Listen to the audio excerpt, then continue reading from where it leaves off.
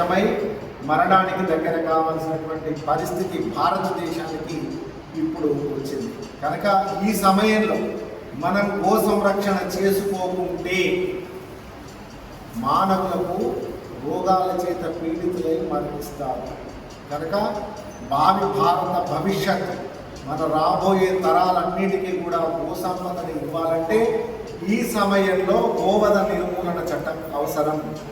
కనుక సమస్త భారతీయులారా, భారతదేశంలో నివసిస్తున్నటువంటి మానవులారా, మీ అందరూ కూడా ఇటు మహా ఉద్యమంలో పాల్పంచుకొని ప్రతి గ్రామంలో మీరందరూ బాధ్యత తీసుకొని ఇటు సంతక సేకరణ ఉద్యమంలో గో సమ్మాన్ ఆహ్వాన్ అభయాన్ ఉద్యమంలో భాగస్వాములు కావాల్సిందిగా మీ అందరినీ కూడా ఆహ్వానిస్తున్నాం.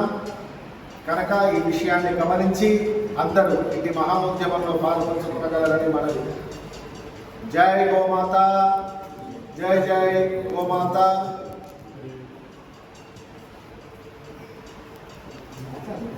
ముఖేష్ గారు మాట్లాడుతూ కోరుతున్నాం. జై గోమాత. ఈరోజు గో సన్మాన్ ఆహ్వాన్ కార్యక్రమంలో భాగంగా ఈరోజు ఇక్కడ సమావేశం ఏర్పాటు చేయడం జరిగింది.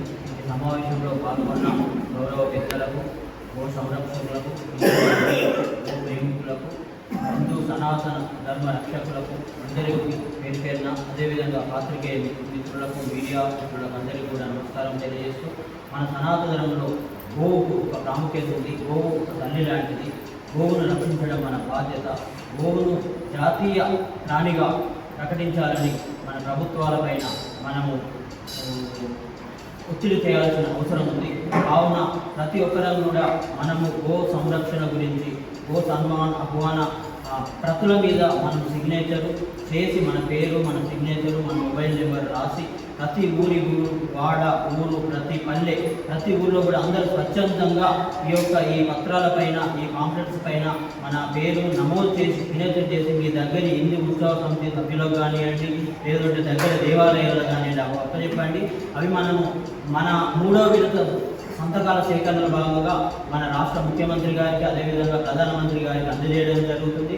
కావున ప్రతి ఒక్కరూ తన యొక్క ధర్మంగా ఇది భావించి ఈ యొక్క కార్యక్రమంలో ముందుండాలి. ముఖ్యంగా ఆలయాల యొక్క అర్చక స్వాములకు, అదేవిధంగా ఉపాధ్యాయులకు, మన ప్రిన్సిపాల్కు, వీరు కూడా ప్రతి ఒక్కరు కూడా మీ యొక్క స్టూడెంట్స్తో కానివ్వండి, ఆలయంలో వచ్చే భక్తులతో కానివ్వండి, మీరు ప్రతులు మీకు విశ్వ హిందూ పరిషత్ వాళ్ళు మీ ఆలయాలలో అందజేస్తారు.